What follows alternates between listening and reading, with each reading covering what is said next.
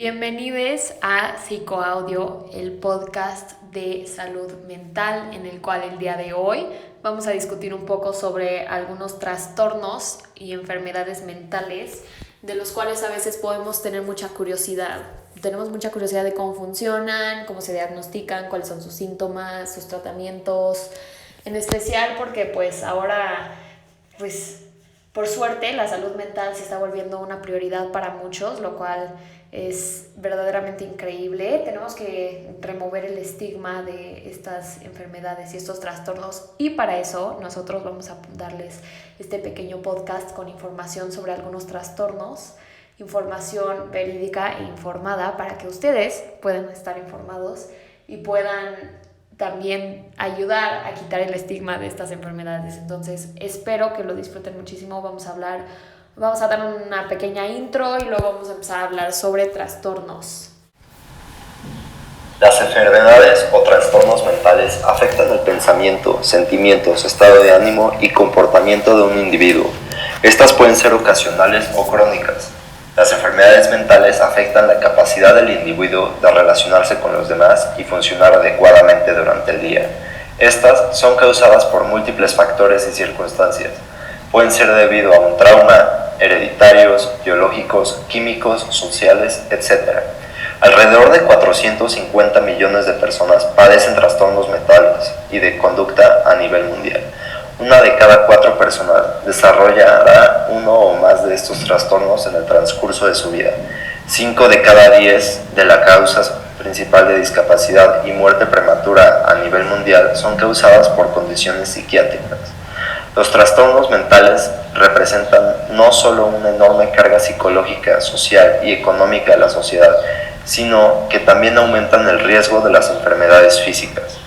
La salud mental está rodeada de un estigma negativo o connotación negativa, como si tener un padecimiento mental fuera una debilidad o algo fuera del ordinario. El estigma negativo sobre la salud mental es algo que ha predominado históricamente en nuestra sociedad durante décadas. Este estigma lleva a que algunos sientan que no pueden expresar sus emociones o sentimientos de una manera segura, lo cual lleva a una represión, que puede ser muy dañina. Este estigma lleva a que algunos se sientan avergonzados de sus síntomas y en lugar de tratarlo con profesionales, lo repriman. La falta de diagnósticos tempranos puede llevar a un daño a nivel químico irreversible o a una represión tan fuerte que estos sentimientos pasan al inconsciente. Para evitar el desarrollo de estos factores en enfermedades, debemos de remover el estigma de los desórdenes, trastornos y enfermedades mentales para poder hablar sobre ellos de una manera más abierta, tener información más confiable y accesible para todos, al igual que líneas de ayuda. Como medida de prevención, contención o tratamiento, lo más recomendable es la terapia hablada, pero desgraciadamente no todos están abiertos a la idea y no todos tienen la capacidad monetaria ni acceso a un terapeuta. La mejor estrategia de prevención es la promoción de la salud mental, el diagnóstico temprano y la difusión de información. Gracias a esto, el público estará enterado de los síntomas y riesgos de la salud mental inestable, para poderse tratar a tiempo en caso de tenerla. Ok, a continuación vamos a hablar un poquito de la depresión, que es un trastorno que algunos podrán estar familiarizados con él. Es bastante común, es más común de lo que la mayoría de la gente piensa, y como ya bien escuchamos, la salud mental es algo que no es solamente un problema personal, sino también es un problema social, es un problema económico. Entonces vamos a aprender un poquito más de la depresión, ¿no? Que de repente escuchamos a gente decir, ay, estoy deprimido, ¿no? Pero realmente no está deprimido, o sea, nada más ya lo usamos como adjetivo para describir a una persona triste. Entonces vamos a aprender un poquito más sobre qué es la depresión. La depresión es un trastorno del estado de ánimo, en el cual los sentimientos de tristeza, pérdida, ira o frustración interfieren con la vida diaria del individuo. Se calcula que la depresión afecta a más de 300 millones de personas alrededor del mundo. La depresión es distinta a las variaciones y cambios habituales del estado de ánimo. No solo es una tristeza o sentirse triste. Esta puede hacer que todo se vea demasiado grande y ocasionar que te paralices en el sentimiento y acabes estancado. En ocasiones puede llevar al suicidio. Cada año se suicidan cerca de 800,000 personas. Y el suicidio es la segunda causa de muerte entre individuos de 15 a 29 años. Aunque hay tratamientos para depresión, más de la mitad de los afectados en todo el mundo no recibe tratamiento. La falta de tratamiento puede ser debido a falta de recursos, falta de diagnóstico, falta de información o debido al estigma que rodea la salud mental. Los síntomas de la depresión son estado de ánimo deprimido, pérdida de interés y capacidad de disfrutar actividades cotidianas, sentido de entumecimiento emocional, reducción de la energía, disminución de actividades, ansiedad, alteraciones del sueño y del apetito, sentimiento de culpa, baja autoestima y constante autocrítica, dificultades de concentración, etc. El tratamiento usual es la terapia hablada y el apoyo de un profesional, un sistema de apoyo emocional o es tratada con antidepresivos. Ahora pasemos a hablar un poco sobre la ansiedad, este trastorno que es un trastorno serio que también a veces llegamos a usar como adjetivo, ¿no? El adjetivo de, ay, estoy muy ansioso, me tiene súper ansiosa esto, cuando en realidad eso es nada más nervios, ¿no? No es realmente, ya lo llegamos a usar como adjetivo más que como un trastorno, como si estuviéramos escribiendo una emoción. Entonces vamos a aprender un poquito más sobre la ansiedad y sobre lo que conlleva. Los trastornos de ansiedad son identificados cuando el sentimiento de ansiedad, miedo, pánico o inquietud es constante y no desaparece. El pánico, paranoia y sus otros diversos síntomas pueden impedir que la persona funcione correctamente en su día a día. Afecta la capacidad de llevar a cabo actividades cotidianas, afecta la toma de decisiones y puede influir en cómo el individuo actúa, se relaciona con los demás y se conduce. Los síntomas incluyen pensamiento o creencias difíciles de controlar, paranoia, sentido de inquietud constante, latidos cardíacos acelerados y fuertes, dolores repentinos, mareos, falta de aire, cambios en el comportamiento, dificultad de concentración, aislamiento y evitar situaciones sociales. El tratamiento usual es terapia hablada y o medicamentos ansiolíticos. Hablemos del TOC o trastorno obsesivo compulsivo, el cual, al igual que estas mencionadas anteriormente, ha sido usado ya como un adjetivo, ¿no? Más bien como una característica de alguien que es muy limpio, es muy ordenado. Dicen, ay, es que soy súper OCD con esto. O, ay, sí, es que, o sea, no, es un trastorno y tenemos que empezar a tratarlo como un trastorno, ¿no? Porque no solamente tiene que ver con la limpieza, no solamente tiene que ver con el orden, tiene que ver con patrones, tiene que ver con muchísimo más. Entonces, aprendamos un poco sobre el TOC. El trastorno obsesivo compulsivo o TOC se caracteriza por patrones o trenes de pensamiento y miedos que provocan comportamientos repetitivos y obsesivos. Las personas que padecen de TOC sienten la necesidad de realizar actos compulsivos para tratar de aliviar el estrés o porque creen que va a haber una consecuencia si no lo hacen. El paciente puede intentar ignorar o deshacerse de los pensamientos o impulsos, pero estos vuelven una y otra vez. La recurrencia de los pensamientos lleva a más comportamientos ritualistas y se vuelve un círculo vicioso que no puede ser roto sin ayuda. Los síntomas incluyen pensamientos intrusivos e impulsivos, dudas de haber hecho algo cuando sabes que ya lo hiciste, necesidad constante de realizar acciones una y otra vez sin razón, estrés, acciones ritualísticas, tener una rutina extremadamente estricta que si es interrumpida causa incomodidad. Algunas obsesiones pueden ser temáticas, como tener que organizar cosas de cierta manera, miedo a la sociedad y gérmenes, necesidad de controlar todo, repetir las cosas en números simétricos, etc. El trastorno es a menudo usado como un adjetivo para describir a alguien extremadamente ordenada o limpia, que ni siquiera padece de TOC. La frase "soy super OCD con esto" es erróneamente usada para describir una conducta estricta que no es compulsiva. Consecuentemente, el TOC es popularmente conocido como una persona extremadamente ordenada, cuando en realidad los pensamientos compulsivos van mucho más allá de la organización, simetría y limpieza. El TOC puede ser causado por cuestiones genéticas, un desbalance químico o por estrés. El tratamiento puede ser terapia y o medicamentos ansiolíticos para ayudar a disminuir los pensamientos compulsivos.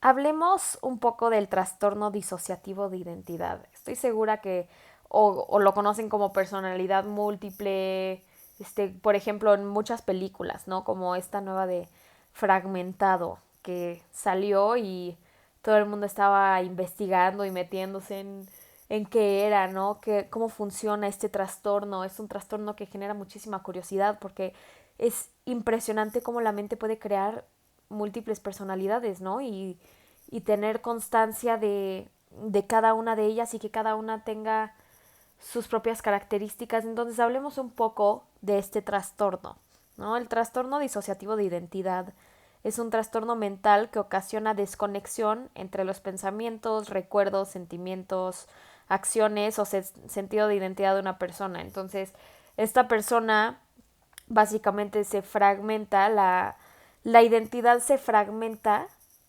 y se crean otras personalidades. Normalmente estas personalidades se desarrollan cuando esta persona o este individuo ha sufrido un trauma y esta disociación la usa como un mecanismo de afrontamiento. Entonces, por ejemplo, la persona literalmente se desconecta de la situación o experiencia porque puede ser que sea demasiado violenta, traumática, dolorosa o cualquier otra situación y el consciente, su yo consciente no lo puede asimilar.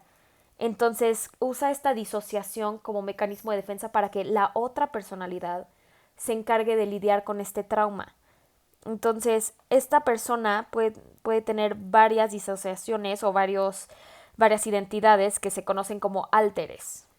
Entonces, en algunos casos, estos álteres tienen su propia edad, sexo, raza, postura, gestos, persona, forma de hablar, forma de ser.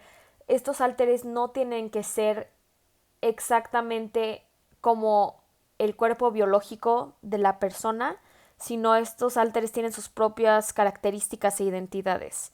Entonces, las personas pueden cambiar de álteres para lidiar con diferentes situaciones, en especial si la situación es estresante. Si la situación es estresante puede ser un detonador para que la persona se disasocie. Entonces, algunos síntomas de este trastorno son dolores de cabeza, migrañas, amnesia, pérdida de tiempo, experiencias extracorporales, que es cuando sientes que como que te estás viendo en tercera persona, o despersonificación, autosabotaje, violencia, impulsividad, o que básicamente pierdas tiempo, ¿no? Entonces, si de repente te despiertas y estás en la calle y dices, ¿cómo llegué aquí? ¿No? ¿Qué onda? ¿Me drogaron? ¿Qué pasó? Puede ser que sea un síntoma, ¿no? Que tengas esta pérdida de tiempo. Las personas con este trastorno también sienten que no están al volante de su cuerpo, ¿no? Que son como un pasajero del coche y que no están a cargo de sus decisiones. Entonces, la más pertinente, el síntoma más pertinente es la distorsión en el tiempo, ¿no? Porque puede ser que esta persona no esté consciente de el otro alter. O sea, puede ser que no esté consciente y que tiene otra personalidad. Entonces, al perder esta noción del tiempo y tener amnesia, puede ser un indicador de que esta persona tenga este trastorno, pero no esté consciente, ¿no? Entonces, generalmente diferentes estados de identidad recuerdan diferentes aspectos o partes de lo que le pasó a la persona. Entonces, cada alter solo recuerda para lo que estuvo presente, ¿no? Y esto es lo que genera la amnesia. Entonces, puede ser que tú estés consciente del alter y que estés como que viendo todo esto que pasa, o puede ser que tú no estés consciente de que tienes este alter y nada más cada quien recuerde la parte para la que estuvo consciente. Entonces, hay veces que la persona anfitriona puede estar consciente de la presencia de otros alteres o puede que no esté consciente del mismo, ¿no? Entonces, hay veces que cuando son conscientes y habitan en el mismo cuerpo, pueden comunicarse entre ellos. Entonces, dentro del sistema, las personas anfitrionas le llaman sistema porque es un sistema de álteres. Si es que existen múltiples álteres, cada uno puede tener un rol específico, ¿no? Entonces, por ejemplo, tenemos al anfitrión, ¿no? Que es el que nació en el cuerpo y se puede denominar como el original. Podemos tener álteres protectores, ¿no? Que son un álter creado como mecanismo para cuidar el sistema, para cuidar el cuerpo, para cuidar con abuso físico o abuso verbal, sexual, o simplemente para cuidar a los álteres débiles, ¿no? También tenemos a los álteres persecutores, ¿no? Es un álter que le hace daño al cuerpo o al sistema a propósito y lo sabotea, pero esto es para prevenir daño o dolor causado por personas externas. Entonces son álteres que dañan al sistema para evitar que las personas externas lo dañen, ¿no? El poseedor de memorias. Este álter es encargado de guardar los recuerdos o memorias que son traumáticos para que los otros álteres no tengan que enfrentarse o acordarse de estos recuerdos. Entonces él es el que básicamente guarda todo el trauma. También podemos tener un alter guardián. Este alter controla que al todo el cuerpo, ¿no? Controla los cambios entre álteres, evitan la conmutación y controla fallas en el cambio de alter correcto. Entonces, si por ejemplo de repente tú estás bajo mucho estrés, ¿no? Y cambian de alter, pero no es el alter correcto, el guardián es el que se encarga de que se cambien entre álteres, ¿no? También podemos tener el autoayuda interna, que es el alter que posee una gran cantidad de conocimiento sobre el sistema, ¿no? Él sabe cuántos álteres hay, qué traumas sufrieron, funcionamiento interno, el rol de cada uno. El tratamiento para una persona con este trastorno disociativo de identidad varía de paciente en paciente, ¿no? No hay un tratamiento fijo ni formal para tratarlo. Y tampoco existe una cura, esto es muy importante, porque el tratamiento normalmente es a largo plazo y de por vida, ¿no? Entonces muchas veces este trastorno es acompañado por depresión o ansiedad, la cual tiene que ser tratada con ansiolíticos, ¿no? Entonces los tratamientos más aceptados para este trastorno son terapia hablada para tratar de fusionar a los álteres y crear una sola personalidad cohesiva, hipnoterapia para acceder a memorias reprimidas que puedan provocar la existencia de otro alter. Entonces esto es usualmente lo que se hace y si es que se desarrolla depresión, ansiedad, trastorno límite, bipolaridad, cualquier otro por este trauma o por esta disociación se trata con el medicamento adecuado. Entonces eso es básicamente un mini crash course en trastorno disociativo de la identidad, que es un trastorno que pues es impresionante, ¿no? Cómo es que la mente puede completamente bloquear recuerdos, crear personalidades, evitar comunicación, crear comunicación, hacer todo esto es verdaderamente impresionante, ¿no? Creo que justo eso es lo que más llama la atención cuando se viene este trastorno, como no podemos realmente entender cómo es que la mente se disasocia a tal grado de un trauma. O sea, un trauma puede ser tan afectivo que puede crear esa disociación para que otra personalidad o un alter pueda lidiar con ese trauma. O sea, que la mente pueda hacer eso es verdaderamente impresionante, ¿no? Entonces, cuando yo estaba investigando todo esto, hasta me empecé a cuestionar como mi propia realidad, ¿no? Así de, si es que mi mente es tan poderosa como para hacer eso, entonces, ¿qué no puede hacer mi mente? Entonces, ese trastorno es, por eso yo creo, tanta curiosidad, ¿no? Porque es algo verdaderamente impresionante. Pero, pues pasemos, quiero hablar también de otro trastorno que es un trastorno que creo que resona. Ahora, claro que pues escuchando todos estos trastornos, pues puede ser que tú estés escuchando esto, ¿no? Y digas, yo tengo esto, yo tengo esto. A todos nos pasa cuando estamos viendo trastornos, ¿no? Que empezamos a identificar como un síntoma que tal vez sentimos o vemos o lo que sea. Pero por favor, nada de autodiagnóstico, nada de auto decir, sí, yo tengo esto. No, o sea, si crees que de verdad tienes algún síntoma de algún trastorno mencionado en este podcast, por favor, atiende y acude a un psicólogo, a un psiquiatra, a un profesional. No, tú no brinques a conclusiones. No, ahora con Google todo el mundo podemos buscar y ver, pero pues no significa que tengas ninguna de estas cosas hasta que te diagnostique un profesional. Entonces, por favor, nada de asumir que tenemos estos trastornos porque este que viene puede resonar un poco con algunos.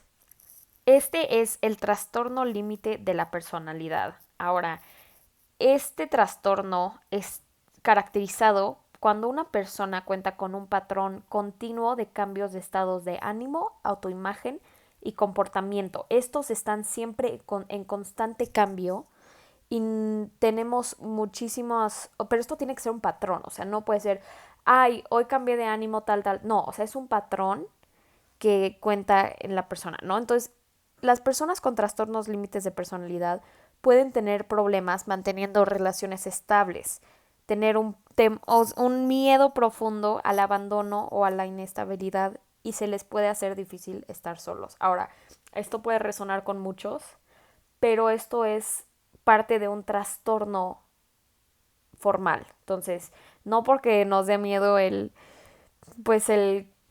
compromiso o estar solos o lo que sea, significa que tienes este trastorno. Este trastorno es una enfermedad. Entonces, si es que, repito, crees que tienes alguno de estos síntomas o varios, acude a un profesional. Este podcast es simplemente para informar y crear, borrar el estigma y la misconcepción sobre estos, ¿no? Entonces, personas con trastorno límite de personalidad también pueden pasar por episodios intensos de ira, enojo, depresión, ansiedad, y estos pueden durar desde unas pocas horas hasta días, ¿no? Entonces, algunos síntomas con los que podemos identificar este trastorno es un miedo intenso al abandono. O sea, este miedo tiene que ser, o sea, la persona que tenga este trastorno tiene que ir a extensos y recurrir a métodos muy extremos para evitar perder a una persona o para evitar hacer enojar a otra persona, ¿no? Entonces, pero esto tiene que ser intenso, es un extremo, ¿no? O sea, no de, ay, no quiero que se enoje mi pareja, entonces voy a hacer esto. No, o sea, esto es un miedo constante al abandono y al estar solo, ¿no?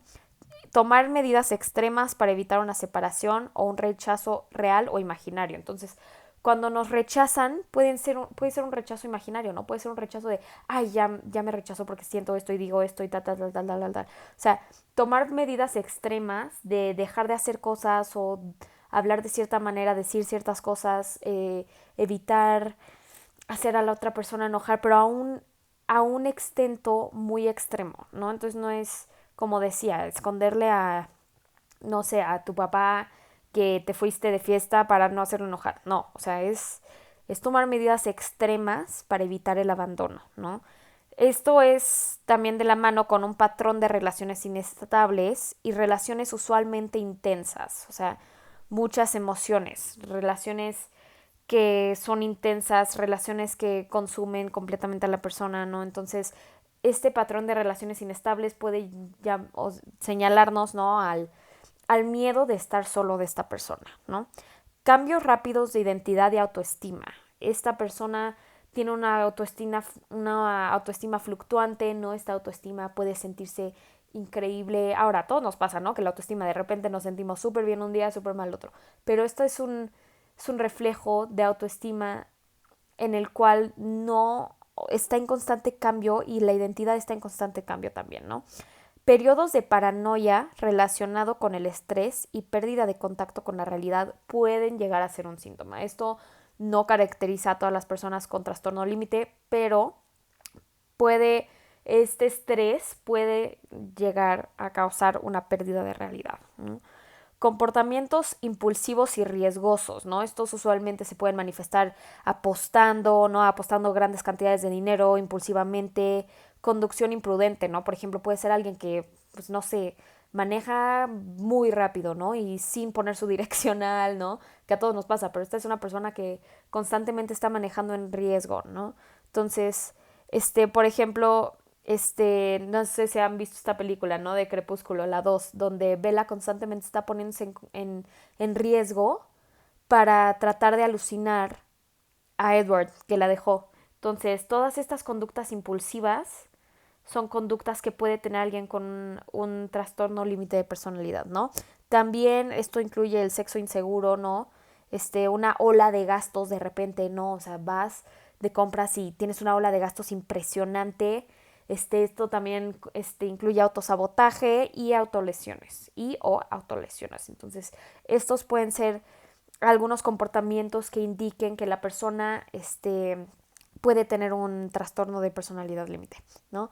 También cambios de humor drásticos, de emociones intensas que pueden durar desde algunas horas hasta algunos días. Entonces, estas son emociones intensas que pueden llegar a manifestarse en comportamientos impulsivos y riesgosos, ¿no? Sentimientos continuos de vacío, sentimientos de no puedo estar solo, no quiero estar solo, ¿no? Pero esto es algo continuo, ¿no? Esto también puede llevarse de la mano a un enojo intenso, ¿no? Perder el temperamento con frecuencia, hasta poder llegar a tener peleas físicas impulsivas y poner a tu cuerpo en riesgo, ¿no? Está poniendo a la persona en riesgo. Entonces, todos estos indicadores pueden ser, son síntomas del trastorno de personalidad límite.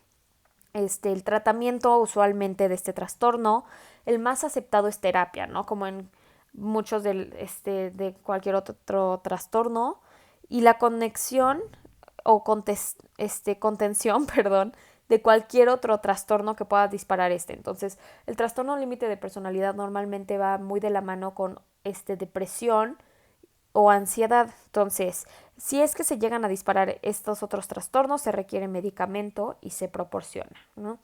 Pero lo más aceptado es terapia hablada o el psicoanálisis. Entonces, estas personas tienen un miedo intenso al abandono, toman medidas extremas para evitar separaciones o rechazos, un patrón de relaciones inestables, cambios rápidos de identidad, comportamientos impulsivos y riesgosos, ¿no? Que constantemente ponen a su persona en riesgo, amenazas también. Estas personas pueden ser amenazantes y tienen conductas, pueden llegar a tener conductas suicidas o manifestarse con autolesiones, sentimientos continuos de vacío y de no poder estar solo, y cambios de humor drásticos. Entonces, estos son básicamente el trastorno límite de personalidad.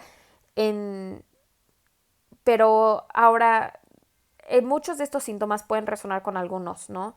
Pero de verdad, repito, cada persona que está estudiando psicología o que ve psicología de repente ve algunos síntomas y dicen, ay, pues tengo esto, y al final acabas teniendo todos los trastornos, ¿no?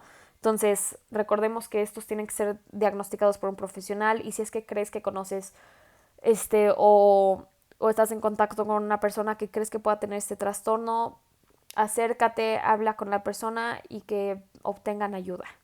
Entonces, pasemos a un trastorno bastante interesante que muchas veces podemos llegar a pensar de este trastorno como una cualidad, ¿no? Una cualidad en la persona. Este es el narcisismo, ¿no? El narcisismo hasta a veces puede llegar a ser usado como adjetivo, ¿no? Mucha gente ya lo usa muy coloquialmente, como de, ay, qué narcisista, ¿no? Pasas enfrente de 1000 espejos y todo el tiempo te estás viendo, ¿no? O ves el fondo de pantalla de la persona y es una foto de la persona ahí sola, ¿no? Y nada más es la persona sola, pon tú en la playa ahí posando, y ese es su fondo de pantalla. Y dices, ay, qué narcisista, ¿no? O sea, ¿por qué tienes que estar todo el tiempo viéndote, ¿no? Entonces puede llegar a ser ya usado la palabra, ¿no? Coloquialmente como el adjetivo, o decir, todo el tiempo te estás viendo, ¿no? Todo el tiempo estás arreglándote, ¿no? Cepillándote las cejas, cepillándote el pelo, lo que sea, y dices, ay, qué narcisista. No, pues esto es un trastorno, ¿no? Esto es una enfermedad. Esta es una condición mental que es formal, o sea, no lo podemos usar como un adjetivo. Esto es una condición, ¿no? Entonces vamos a definirlo. El narcisismo, cuando una persona sufre de narcisismo, son personas que tienen un sentido exagerado de su propia importancia, ¿no? Son personas muy egocentristas, personas que tienen un sentido del ego muy inflado, creen que son el centro del universo, que son la última coca en el desierto. Entonces, el sol gira alrededor de ellos, siempre, ¿no? Entonces, estas personas tienen una profunda necesidad de atención y admiración. Todo el tiempo quieren ser admirados, quieren ser el centro de atención. Toda conversación tiene que ser alrededor de ellos. Y probablemente, si es que estás teniendo una conversación con un narcisista, lo más probable es que no importa lo que digas, ellos van a encontrar una manera de voltear la conversación hacia algo que tenga que ver con ellos. Entonces, podemos estar hablando literalmente de la guerra mundial y ellos pueden estar hablando de, ay, sí, pero yo, ¿no? Entonces, todo es un yo. Estas personas muestran un gran frente de confianza, ¿no? Una autoestima, de autoestima hasta el cielo, una autoestima intocable. Pero en realidad tienen una muy baja autoestima y puede ser derrumbada bajo la más mínima crítica. Entonces tú los puedes criticar en algo que se sienten muy confiados y ellos van a estar muy ofendidos. O sea, le vas a haber pegado en el talón de Aquiles. Estas personas son personas muy inseguras.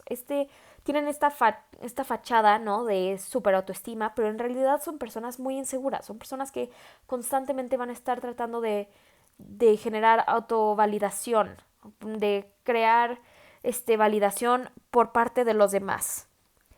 Estas personas narcisistas se sienten usualmente infelices, decepcionadas y hasta amenazadas cuando no reciben la admiración o reconocimiento que creen que merecen. Entonces, si esta persona cree que merece toda la admiración del mundo, si es que tú no se les estás dando constantemente, pueden sentirse amenazadas por ti. Pueden sentir que tú no los estás viendo por la persona que son, o que no les estás dando suficiente reconocimiento, o que no estás poniéndoles la atención necesaria, ¿no? Y a menudo encuentran que sus relaciones no son satisfactorias, ¿no? Entonces tienden a encontrar la manera de hacer que cualquier asunto gire alrededor de ellos. Entonces todo siempre va a girar alrededor de ellos porque son la última coca del desierto. Entonces, algunos síntomas de este trastorno son el tener un sentido exagerado de prepotencia e importancia. Entonces esta persona se siente súper importante, es súper egocentrista, tiene un ego súper inflado, ¿no? Tienen una necesidad de admiración excesiva y constante. Siempre están buscando que le digas, ay, qué padre, qué bien lo hiciste, qué bien te ves, qué bien lo que sea. Siempre están, constantemente están buscando admiración y validación. Esperan que reconozcas su superioridad. Quieren que los veas como alguien superior, como si ellos son mejor que tú, porque ellos son mejores, se ven mejores, todo es alrededor de ellos, ¿no? Tienden a exagerar logros y talentos justo para crear esta superioridad y conseguir esta admiración. Entonces, si alguien está constantemente exagerando o tratando de, pues básicamente todo el tiempo hablar de sus logros y de sus talentos, es para que reconozcas la superioridad y obtengan esta admiración. También pueden tener fantasías acerca del poder, la belleza o la pareja perfecta. Tienen estas ideas muy fijas de quiénes deben ser, con quiénes deben de ser vistos, cómo se deben de ver, cómo deben de ser vistos, cómo sus parejas deben de ser vistos, las personas a su alrededor que estén asociadas con estas personas. Tienen esta idea muy específica de cómo deben de ser percibidos por los demás, ¿no? Entonces, esto tiende, creen que esta superioridad los lleva a creer que solamente pueden relacionarse con personas especiales, ¿no? Como ellos. Personas que son, extravagantes, más grandes que la vida, ¿no? Estas personas, todas las últimas cocas del desierto se llegan a juntar, ¿no? Estas personas narcisistas monopolizan las conversaciones, todo lo logran hacer sobre ellos y tienden a comportarse con un frente muy arrogante, un frente de yo sé todo, yo siempre voy a tener la razón, yo siempre voy a tener la última palabra, yo siempre voy a ser la que se ve mejor, yo siempre voy a ser la que gane el argumento, ¿no? Estas personas pueden llegar a aprovecharse de los demás para lograr lo que quieren. Entonces, pueden tener esta manipulación de los demás para lograr o llevar a la persona a hacer lo que quieren que haga, o verse como quieren que se vean, o llevarlas a que digan lo que quieren que digan, ¿no? Esto es más bien manejado por una falta de empatía, ¿no? Entonces tú constantemente estás buscando que llevar a las personas a hacer lo que tú quieras para controlar a estas personas y inflar más el ego, ¿no? Entonces, esto es justo por una falta de empatía, nada más están viendo por ellos, no están viendo por los demás, no están viendo cómo van a afectar a los demás. Este trastorno también genera mucha envidia, ¿no? Pueden envidiar a los demás y creer que los demás los envidian a ellos. Entonces, si tú los criticas, aunque sea la mínima crítica o una crítica constructiva, pueden llegar a sentirse amenazados y pueden creer que tú los estás envidiando, ¿no? Pueden llegar a sentirse muy amenazados por esto. Insisten en tener lo mejor de todos siempre. Siempre ellos tienen que tener lo mejor. Siempre tienen que ser los que se ven mejor. Siempre tienen que monopolizar absolutamente toda la conversación. Siempre tienen que ser las personas. ¿Sabes? Esa persona que siempre tiene lo mejor, tiene lo último de la moda, tiene lo último de ciencia, de lo que sea, ¿no? Esta persona también, justo para parecer que tiene lo mejor, tiende a despreciar a los demás y a molestarse cuando no lo tratan de una manera especial. Estas personas creen que tienen que ser tratadas de una manera especial por la inflación de ese ego, ¿no? Entonces pueden dar la impresión de que son superiores. Pueden tener dificultad para regular emociones y conducta. Puede ser en terminar en periodos de ira en los cuales les cuesta mucho trabajo contenerse, ¿no? Controlar estas emociones. Pueden sentirse mal porque no alcanzan la perfección. Entonces pueden tener esta idea en su cabeza de lo que deberían de ser, cómo deberían de verse, cómo deberían de actuar, y cuando no alcanzan esta perfección llegan a sentir muchísima frustración. Es un sentido de frustración, de enojo, de ira, cuando ellos no alcanzan la perfección o cuando no llegan a moldear a la gente como quieren que moldearla, ¿no? Entonces, estos sentimientos de nunca alcanzar la perfección son sentimientos secretos de inseguridad, de vergüenza, de vulnerabilidad, de humillación. Esta es una persona que tiene una autoestima muy baja, es pura fachada, ¿no? O sea, todo lo tienen que monopolizar, siempre tiene que ser sobre ellos porque al final del día no se sienten bien con ellos. No son personas que estén seguras de ellos mismos, que no estén seguras de su alrededor, no estén seguras de las personas que los rodean. Entonces, el tratamiento para este narcisismo es, el más aceptado es terapia hablada, ¿no? Terapia de, pues, ver por qué tenemos esta vulnerabilidad, por qué tenemos este egocentrismo, por qué tenemos esta necesidad de siempre ser superior, admirado, tener lo mejor, ser la última persona en decirlo las cosas bien, ¿no? Ganar argumentos, ser esta persona superior, egocentrista.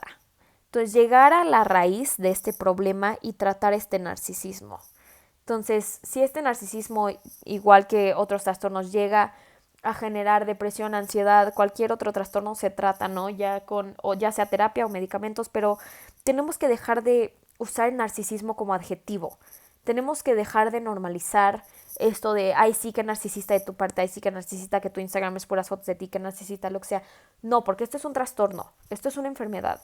Tenemos que dejar de usarlo como un adjetivo, tenemos que dejar de usarlo como una cualidad de las personas, tenemos que tomarlo como el trastorno serio, ¿no? Entonces, muchas enfermedades mentales, ¿no? Ya logramos a usarlas como adjetivos, ¿no? Como, ay, estoy muy ansiosa, ay, muero de ansiedad, o hay justo lo que decíamos del narcisismo, ¿no? O por ejemplo, si tú eres una persona que tiene súper limpio todo, siempre dices, ay, sí, qué toque de mi parte, ¿no? No, esto no podemos usarlo como adjetivos, tenemos que tomarlo en serio, porque esto puede llegar a desacreditar las historias de los demás, los sentimientos de los demás, ¿no? Entonces, si una persona con TOC vea que alguien constantemente está diciendo que nada más porque es muy limpio tiene TOC, pues puede llegar a hacer que esta persona pues se sienta invalidada, ¿no? Se sienta que no estás viendo realmente la raíz del problema, ¿no? Entonces, el umbral de estas enfermedades mentales, de todas estas que mencionamos durante todo este podcast, es muy amplio, ¿no? Tenemos diferentes gradientes, diferentes espectros.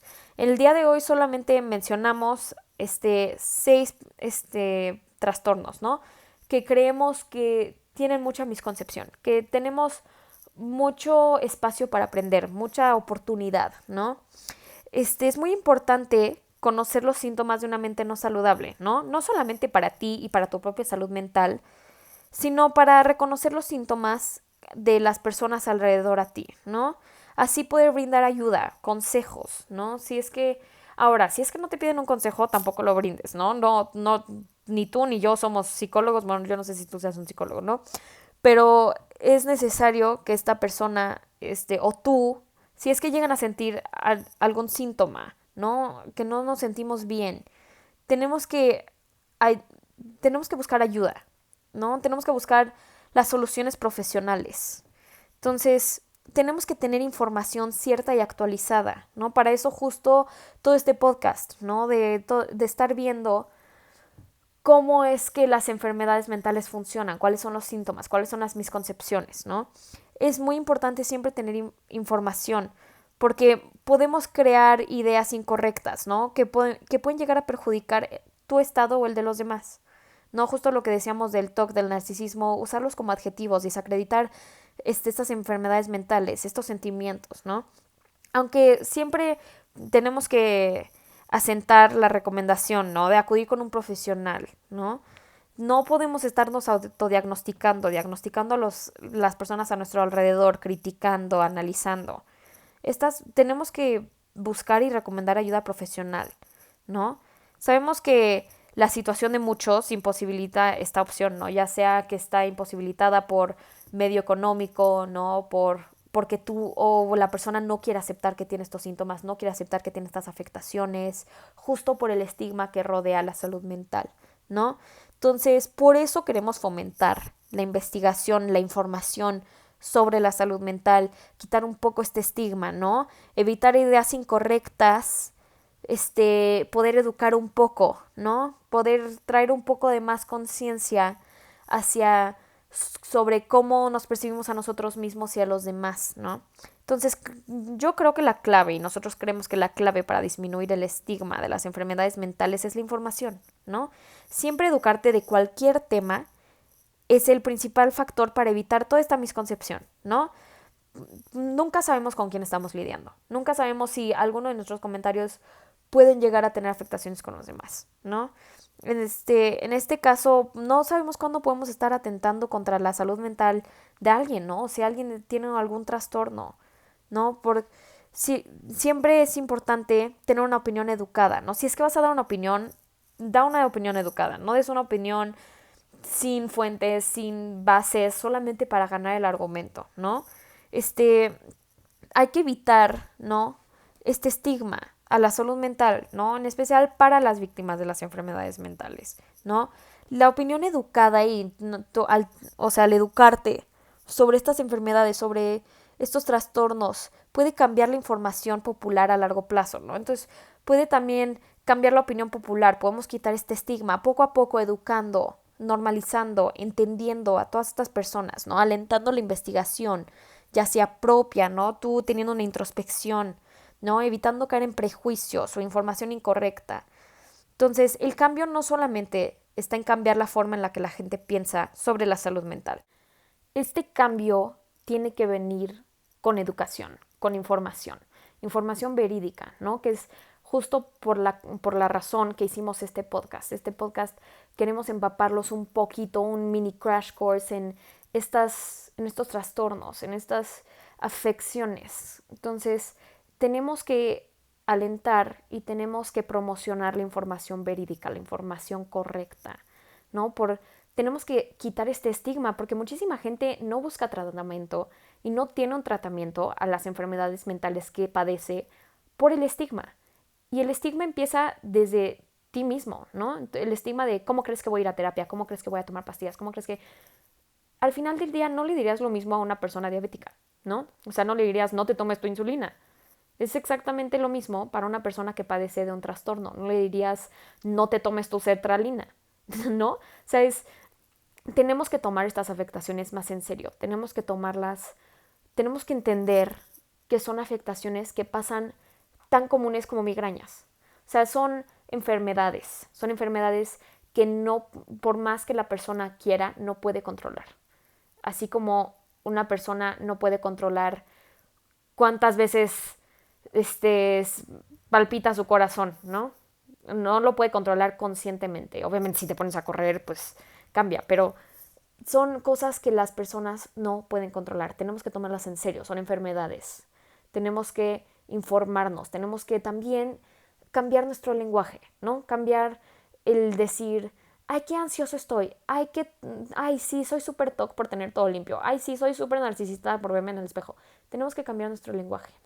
Tenemos que cambiar la manera en la que vemos las enfermedades mentales. Tenemos que normalizarlas, tenemos que quitarles el estigma, en especial para que muchas personas puedan conseguir tratamiento, para que muchas personas no tengan miedo de ir a terapia, de conseguir justo el tratamiento que necesitan, para que no tengan que vivir la vida, o sea, nada más diciendo, ay, no, eso no es para mí, eso no es, porque al final del día, pues todos necesitamos terapia, o sea, todos tenemos que tener así como vas al doctor cada 6 meses o vas al dentista cada 6 meses, también tienes que fomentar tu salud mental. O sea, no solo como tu salud física, tienes que fomentar tu salud mental. Y esto es algo que tenemos que hacer todos. Entonces, esperamos que este podcast les haya brindado un poquito de información, que se hayan entretenido, divertido, escuchando esto mientras cocinan, corren, se bañan, van en el coche, lo que sea. Esperamos que les haya informado un poquito más sobre estos trastornos y que podamos quitar el estigma un paso a la vez de la salud mental. Entonces, muchísimas gracias por escuchar. Nos vemos para la próxima.